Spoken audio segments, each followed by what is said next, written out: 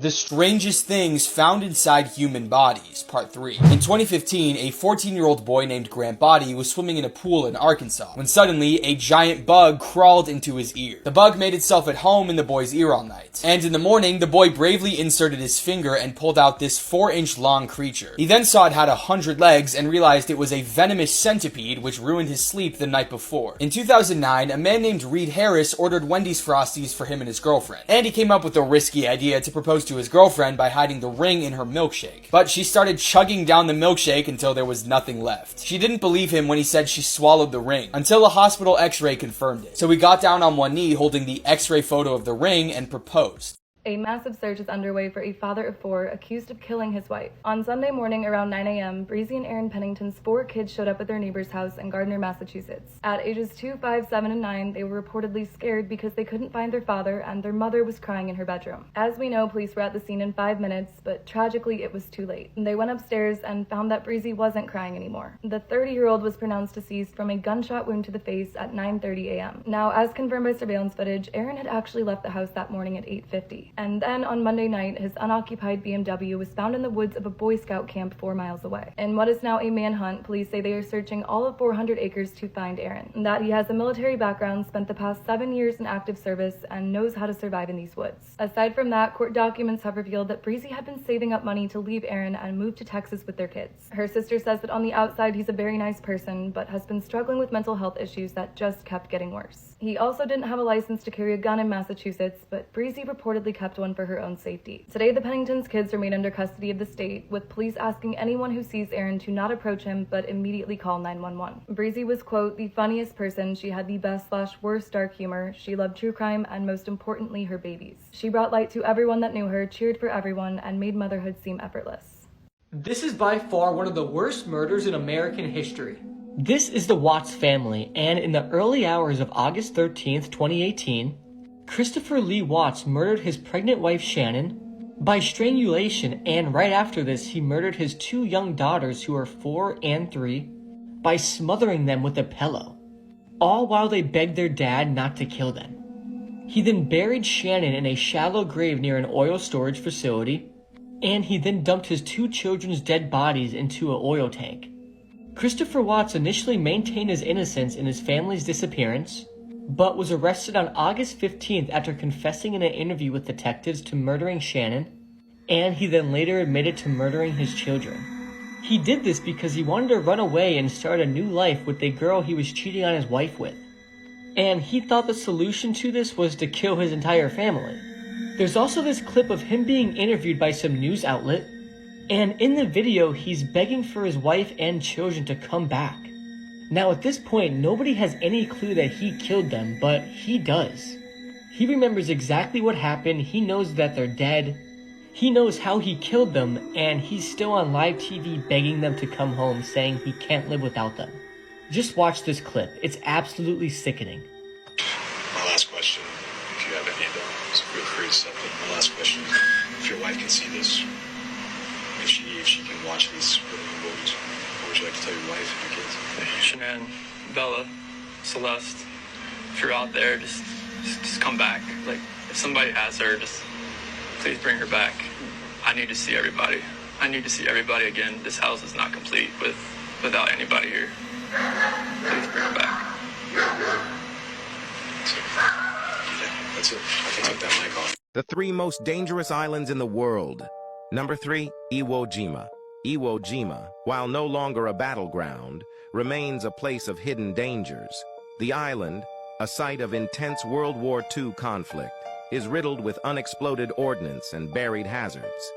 Decades after the battle, explosives continue to pose risks to anyone who treads on its black volcanic sands.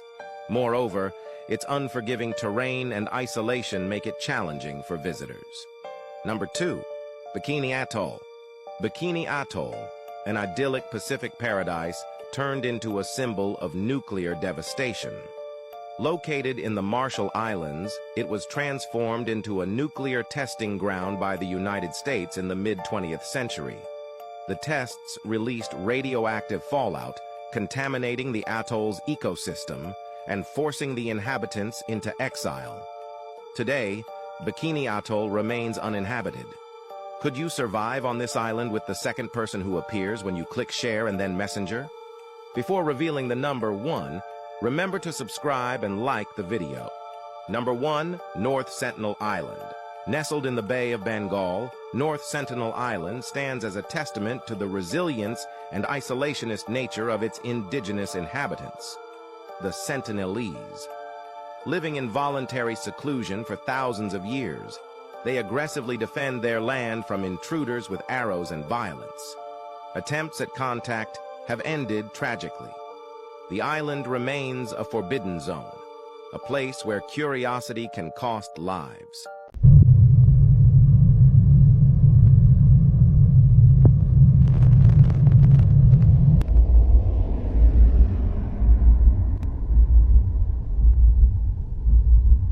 This is everything you should know about the mass shooting that just happened. Last night at 7 p.m. in the city of Lewiston, Maine, a man walked into a bowling alley called Just in Time and began shooting. The suspect, who we now know is 40-year-old Robert Card, drove from the bowling alley to the bar, which was 4 miles away, and began shooting again. At this point, there's 18 people deceased and 13 others were injured. Robert is still on the run, and police have advised everyone in the city to be careful and stay home. Now, what do we know about Robert Card? Robert's enlisted in the U.S. Army Reserve and has an active military ID. He's also been recognized a number of times with awards and medals while serving. But something that I should know is that back in July, the commanders in the Army Reserve were extremely concerned with Robert because he was just behaving erratic. They called police and he was evaluated and then put into a mental health facility for 2 weeks because he said that he was hearing voices in his head that was telling him to shoot up the military base. Which, I'm no specialist or anything, but 2 weeks in a mental health facility to help someone who's having these kind of thoughts, I don't think that's enough time. What's absolutely devastating is that one of the victims last night, who worked at the bar, was fatally shot when he tried to attack the shooter with a knife. Robert's family has been working with police and investigators to find Robert, and they've asked him to surrender. Scary facts you'll wish you never knew. Part 2. Being buried alive used to happen so often that people invented safety coffins, with a rope you could pull to ring a bell and let people know you're still alive. If you get a blood transfusion and get the wrong type of blood, one of the symptoms is a sense of impending doom. In 1975, the CIA had a heart attack gun. It would give someone a heart attack, then the dart would melt after entering the body, leaving no trace behind. One reason that crows and ravens are so associated with death is because they would often follow armies as they marched to battle. Being extremely intelligent, they realized that a large group of armed men marching in one direction meant that there would be a tasty meal to eat soon afterwards. Polar bears are one of the only animals that are thought to actively hunt humans. Around 30% of people reported missing have actually been killed by the person who reported them missing. Throughout your lifetime, you walk past around 36 murderers. 30 people die every year, getting crushed from shaking a vending machine. Finally, the astronauts aboard the Space Shuttle Challenger most likely didn't die until they hit the water miles below the initial explosion. Boy teased by girl he liked for being fat. 6 years later, he went on a revenge spree. When Anthony was a senior in high school, he weighed nearly 300 pounds. He was constantly teased by everyone at school. One day, they were having a high school dance, and to his surprise, Molly, the prettiest girl in school, asked him to the prom. Anthony happily said yes. He rented an expensive suit to impress Molly. He even rented a limo to pick up Molly.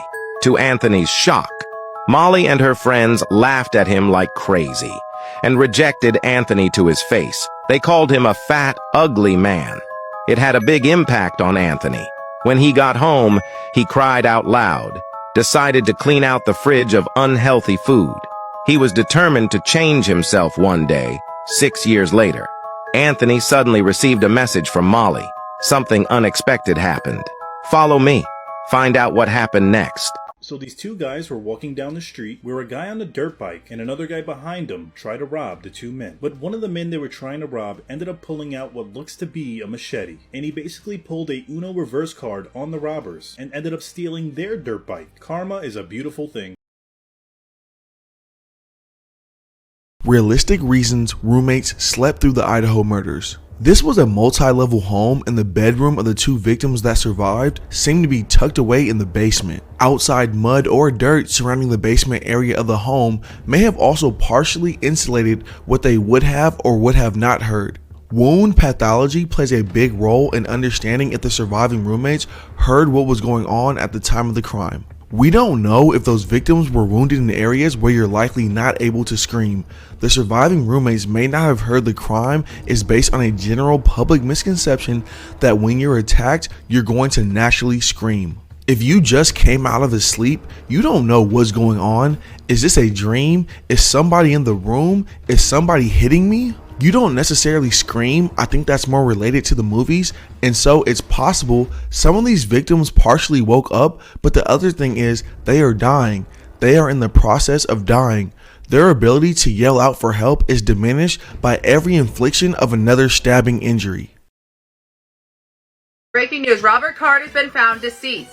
As of 9:12 p.m., authorities have confirmed that he was found deceased. He was found deceased in the woods near Lisbon. At this time, authorities have not provided any further details, but I'll keep you guys updated. What do you guys think? Drop in the comments. Oh no.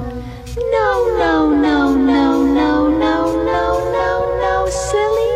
To dry it. But it exploded.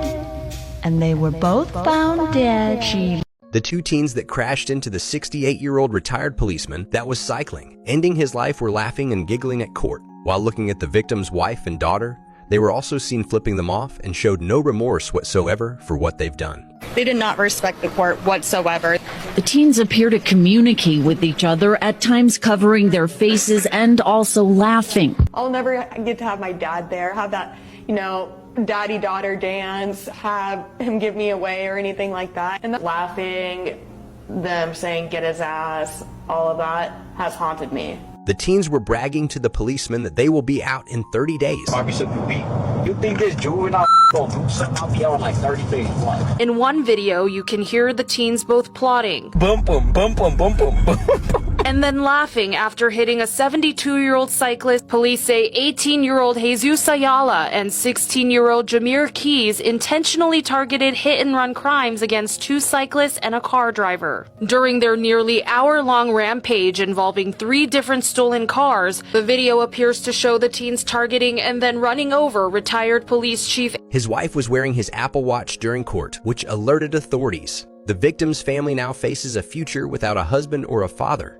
What do you think is a fair punishment for these criminals? These are people who have gone missing in 2023. This is Joshua Amos, who is 32 years old. He has been missing since March 19th, 2023 after leaving a strip club in Washington Park, Illinois. His mother, Christine Simpson, said his disappearance is something that Joshua just wouldn't do. He was seen on video leaving Scarlet Strip Club on Berkman Road in Washington Park at 5 a.m. on March 19th. Surveillance cameras from a trucking company on Lincoln Avenue captured Joshua's image at 7:28 a.m. that day. The trucking company and the strip club are about 4 miles apart. Illinois State Police and a search dog looked for Joshua on March 24th, but nothing was ever found. His family and friends continue the search to this day, hoping they will find him ever since his disappearance. Up next is Jordan Taylor, and at 4:18 p.m. on January 6, 2023, Jordan Taylor, who is 29, changed his Facebook profile picture to a selfie of him wearing a white mask. Later that day, Jordan went to a barber shop located on Hillside Avenue in Queens, New York, and at 6:48 p.m. he abruptly left in the middle of his haircut, telling his barber that he had to go after receiving a phone call. Jordan was later seen standing outside of the barber shop for 5 to 10 minutes. Around 9 p.m. that same day, phone records show that Jordan went to the Port Authority bus terminal, where he seemingly spent some time up until midnight. On January 7, 2023, phone records tracked Jordan to a location near a club. Between 12:11 a.m. and 1:04 a.m., and around 2:30 a.m., Jordan was last seen on security footage walking by himself near Lower Manhattan. Jordan never returned home and hasn't been found or heard from since. On January 7th, his phone was found near that same club he was at 1:30 a.m. The authorities reviewed the video footage from outside the club he was at, but didn't see Jordan enter or exit the club at any point. And around 9 a.m., his wallet was found, which contained some cash and all of his credit cards. The police also found no evidence of foul play in Jordan's disappearance. His case is currently active and is still ongoing to this day. This might be one of the scariest things that can ever happen to a human, mainly because can you just imagine going missing and nobody ever finding you or talking to you again? I don't know, the thought about that is just terrifying, and hopefully they are found soon. A teacher has been killed and 2 others have been seriously injured in a knife attack at a school in France, officials say. The attack happened at the Gambetta High School in the northern city of Arras. Local officials say the attacker has been arrested. He shouted Allahu Akbar, or God is the greatest, during the attack. The attacker is believed to be in his 20s, and his brother has also been apprehended by police. Reports say that the fatality was a French language teacher who lost his life in the stabbing incident. Also, a sports teacher was stabbed and also injured. Local media have reported that the attacker used to go to the school, and that is why he chose to carry out his attack there. French President Emmanuel Macron will visit the school later on Friday. The school attacker was of Chechen origin, and the National Security Register knew of him, which is so worrying. The National Assembly in Paris have suspended its session in solidarity with the victims today. Now, this is an ongoing case. News is coming in all the time. I will keep you updated, but that's what we know so far. Alexei Treviso, the 19-year-old at the center of controversy after throwing her baby in a hospital trash can, is claiming she didn't know she was pregnant. Her family and her boyfriend also claim they were unaware of her pregnancy. However, recently surfaced photos and videos provide evidence of Treviso sporting a noticeable baby bump. One photo captures her during cheer practice, clearly displaying the prominent bump. In another video, she can be seen cheerleading at a high school sports game, lifting another performer while showcasing her baby bump. Furthermore, surveillance footage has been released, showing Treviso entering the restroom where she later gave birth.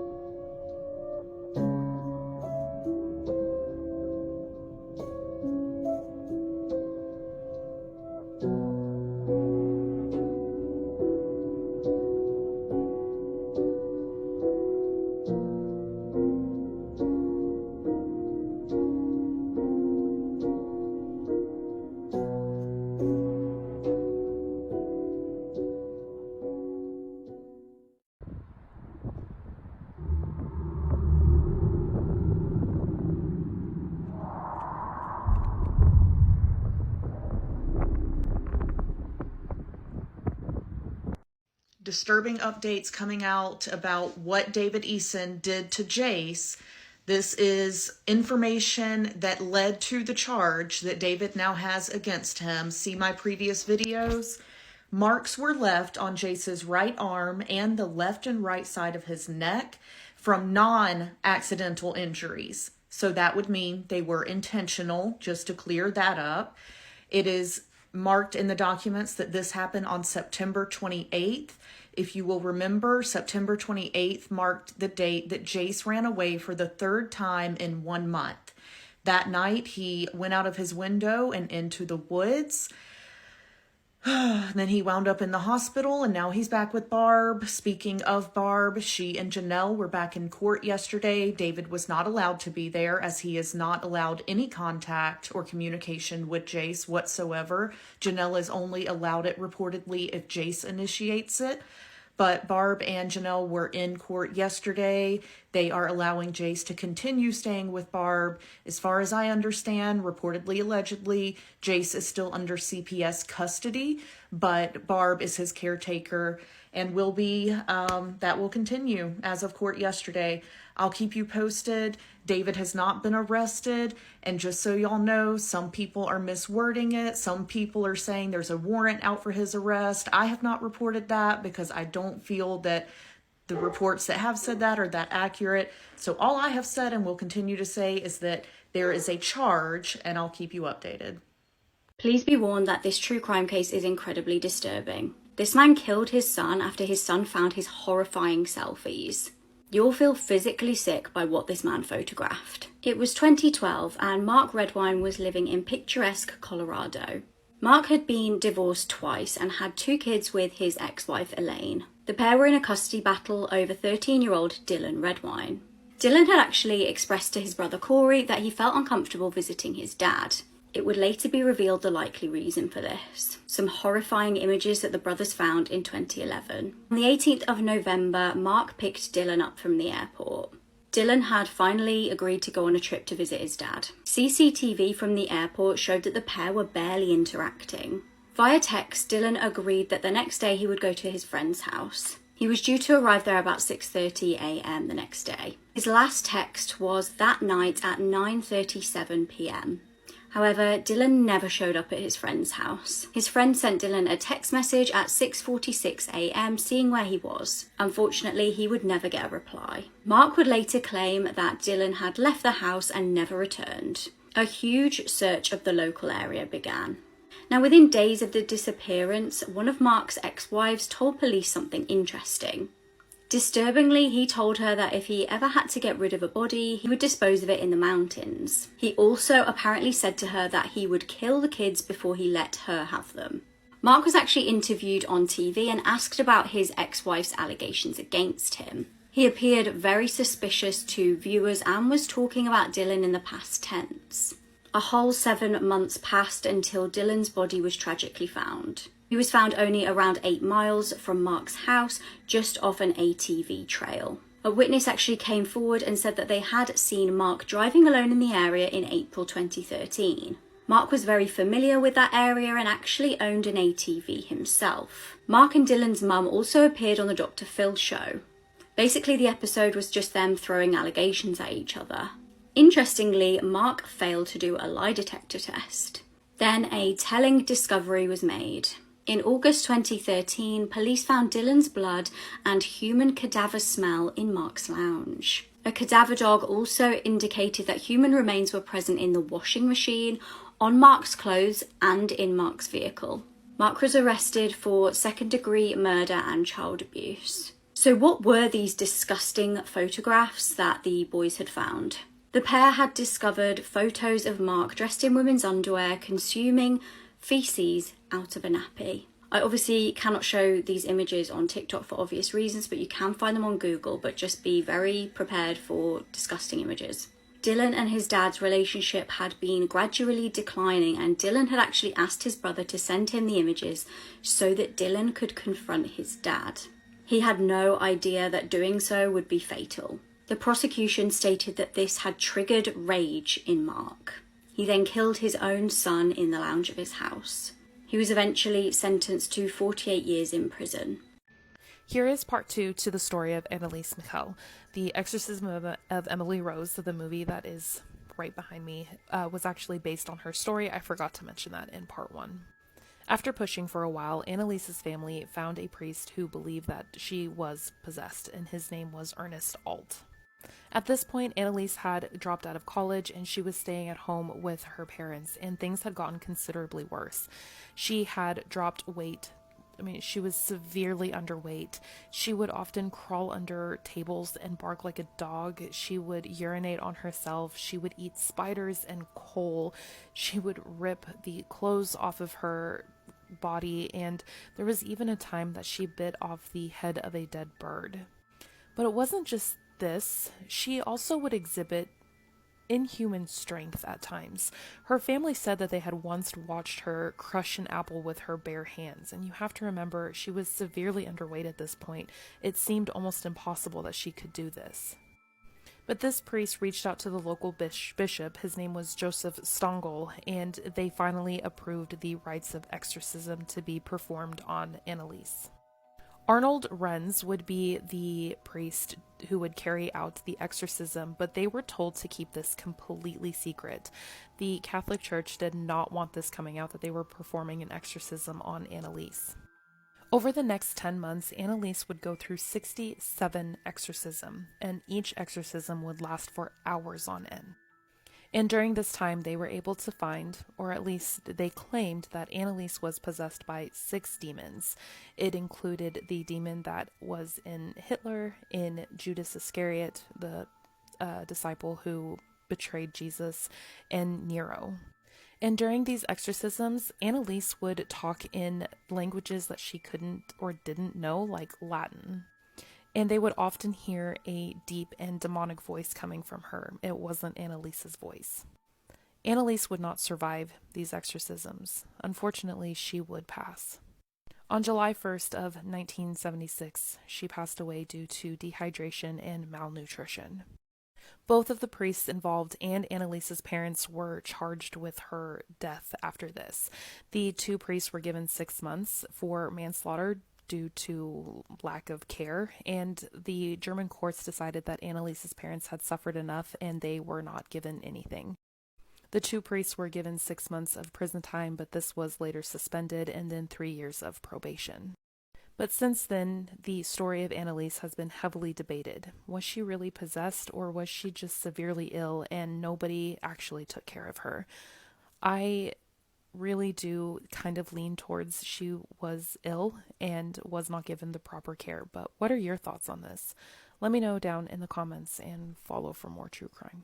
So I'm obsessed with the dark side of Disney. And did you know there's a horrible period of accidents at Disneyland that doesn't really get talked about a lot? It's been referred to as the Disney Dark Ages. It was from 1997 to 2003 when this guy, Paul Pressler, was the president of Disneyland. Paul basically decided they were no longer going to do scheduled maintenance on rides. They were only going to fix rides when they were broken. Did it save money? Sure, but this resulted in some of the worst accidents the park had ever seen. One of the worst being that of Brandon Zucker. In 2001, Brandon Zucker was on the Roger Rabbit ride, which was already having maintenance issues. An employee put Brandon on the wrong side of the car, and when he put the lap band down, it didn't close all the way. So at one point in the ride, Brandon tumbled out of his seat and was hit by an oncoming car. The car pinned him and dragged him down the track before anyone could do anything. Also, at the time, Disney employees were not allowed to call 911. They had to call park emergency services, who then called 911, so it took a while for anyone to come get Brandon. He did survive the accident, but he had brain damage so bad he was nonverbal and lost a lot of motor skills for the rest of his life. And eventually he passed away at 13 years old.